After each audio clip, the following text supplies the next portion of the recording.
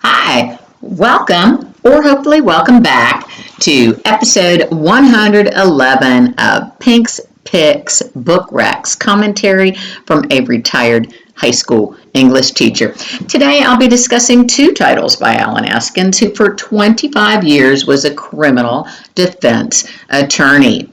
Writers and lawyers pay careful attention to language, so it's no surprise that several bestselling authors Kristin Hannah, Elizabeth Strout, John Grisham, Scott Turow, Jin Lee, Charles Yu, to name a few, either practiced or studied law. Allen Eskens is also a repeat Pink's Picks writer. See episode 19, The Life We Bury, which is a reflection of how riveting, readable, and relatively short, around 300 pages, his works are. Without further ado, today's novels are The Quiet Librarian, published in mid-February, and Nothing More Dangerous, published in 2019. From the moment Detective Claypool from the St.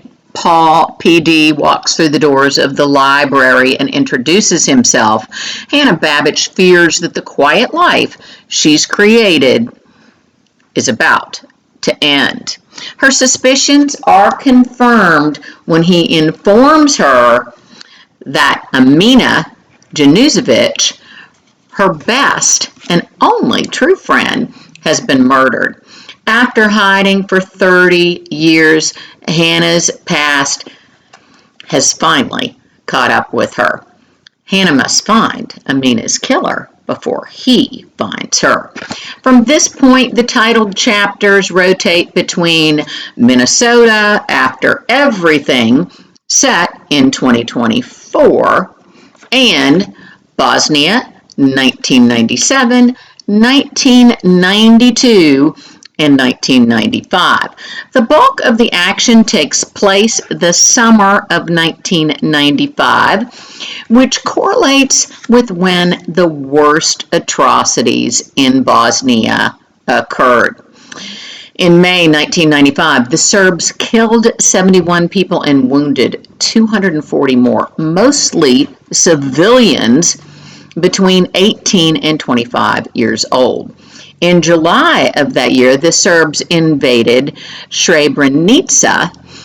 Men and boys as young as 12 were rounded up and killed, a genocide that ended more than 8,000 lives. Meanwhile, Bosnian women and girls were also corralled, held captive, raped, and tortured by Serbian soldiers. After watching her entire family get slaughtered, Hannah joined the militia and became a fierce warrior. She was forced to flee from the U.S. when the Serbs offered a bounty, still active decades later, for her capture. Each chapter ends with a cliffhanger. That strategy, coupled with his structure, oscillating between the war in Bosnia and Hannah's personal battle in Minnesota, makes for a propulsive read. I almost said compulsive. Moving on. Dr. Martin Luther King said, "Nothing in all the world is more dangerous than sincere ignorance." Thus explains the title of the book that took Eskens 28 years to write. Eskens adds that his favorite novel of all time is To Kill a Mockingbird, which examines a more overt, according to him, and intentional form of prejudice that was easy for him to exempt himself from.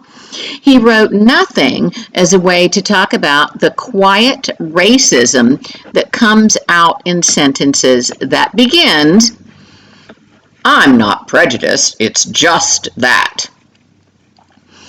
As in Mockingbird, Nothing is a coming-of-age story.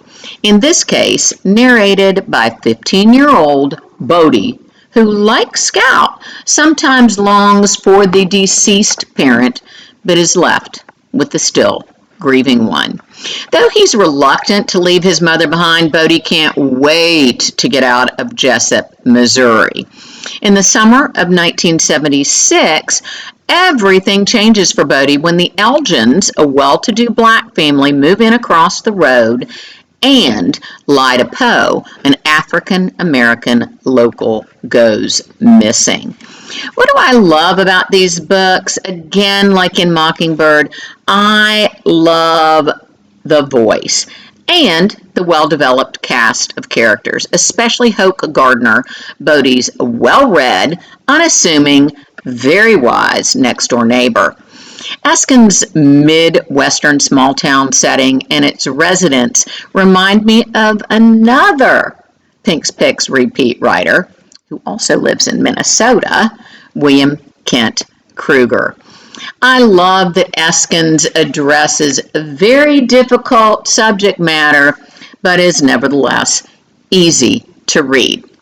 At one point in Librarian, Hannah says of Amina, there had to be millions of girls her age going about their lives unaware that people in a small country called Bosnia were being tortured and murdered.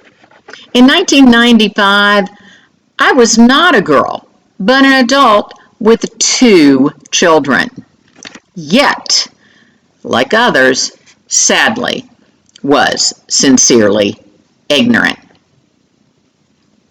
of what was happening on the other side of the world. I love that Eskens wrote this book, which he refers to as a departure from his previous novels, so that I and legions of others could learn. I love that Eskens still thanks his readers for making his dream of becoming a writer come true. You are welcome, Allen Eskens, Esquire, as I said in episode 19. Once again, I give your work A's. Until next time, stay safe, make good choices, and do your homework. Bye-bye.